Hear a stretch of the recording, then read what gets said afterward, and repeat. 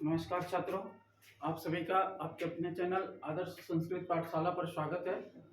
आज मैंने आप लोगों के लिए संस्कृत व्याकरण से ही संबंधित पूर्वकालिक क्रिया के प्रत्यय के बारे में चर्चा करेंगे।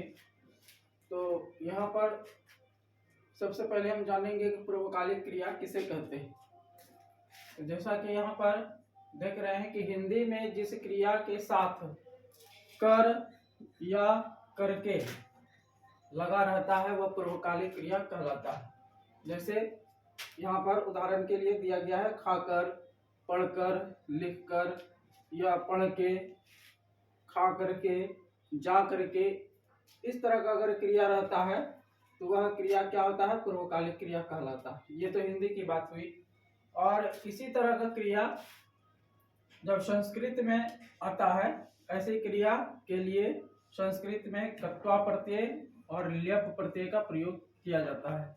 तो यहाँ पर मैंने कर्त्वा प्रत्यय और ल्यप प्रत्यय में अंतर के साथ साथ कुछ उदाहरण के द्वारा स्पष्ट करने का प्रयास किया है। तो यहाँ पर देख सकते हैं कि कर्त्वा प्रत्यय और ल्यप प्रत्यय का प्रयोग हम कहाँ कहाँ करेंगे संस्कृत व्याकरण में। तो सबसे पहले हम देखेंगे कर्त्वा प्रत्यय। कर्त्वा प्रत्यय का प्रयोग कहाँ होता है और ल्यप प्रत्यय का प्रयोग कहाँ होता है।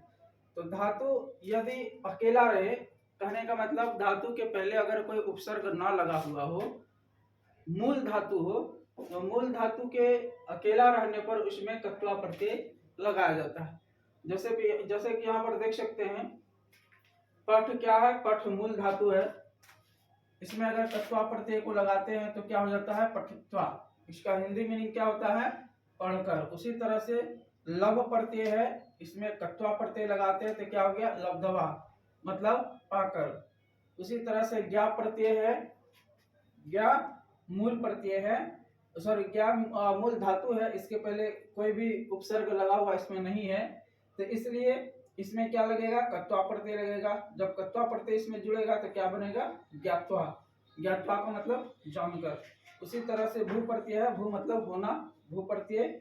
और भू प्रत्यय में अगर कर्त्वा प्रत्यय लगाते हैं, इस भू धातु में अगर कर्त्वा प्रत्यय लगाते हैं तो क्या होता है? भूत्वा। भूत्वा का मतलब होकर। इसी तरह से आस्था धातु है, मूल धातु है, इसमें कर्त्वा प्रत्यय लगाते हैं तो क्या बनेगा? स्थित्वा। इसका मतलब क्या होता है? ठहर कर।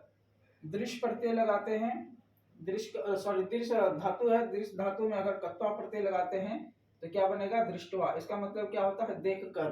तो इस तरह से यहाँ पर देख सकते हैं कि जो मूल धातु है उसके पहले अगर कोई उपसर्ग अलग से ना लगा हुआ हो तो वैसे मूल धातु के साथ कर्त्वा प्रत्यय लगाते हैं। और ये कर्त्वा प्रत्यय लगाने के बाद इसका जो हिंदी मीनिंग आता है सब में कर या करके आता है।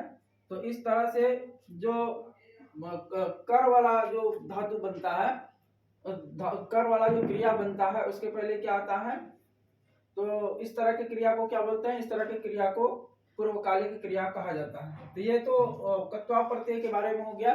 अब इसी के समान एक और प्रत्यय होता है जिसको हम लोग पूर्वकालिक प्रत्यय बोलते हैं। इसमें ल्यप प्रत्यय कहाँ पर लगाया जाता है इसके बारे में देख सकते हैं यहाँ पर कि मूल धातु के पूर्व कोई उपसर्ग रहने पर, मूल धातु के पहले अगर कोई उपसर्ग लगा हुआ है तो वहां पर ल्यप प्रत्यय लगाते हैं।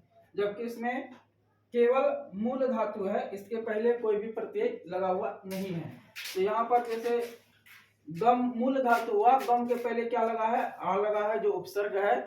तो इस तरह से अगर कोई मूल धातु के पहले उपसर्ग लगा हुआ है तो उसमें ल्यप प्रत्यय लगता है।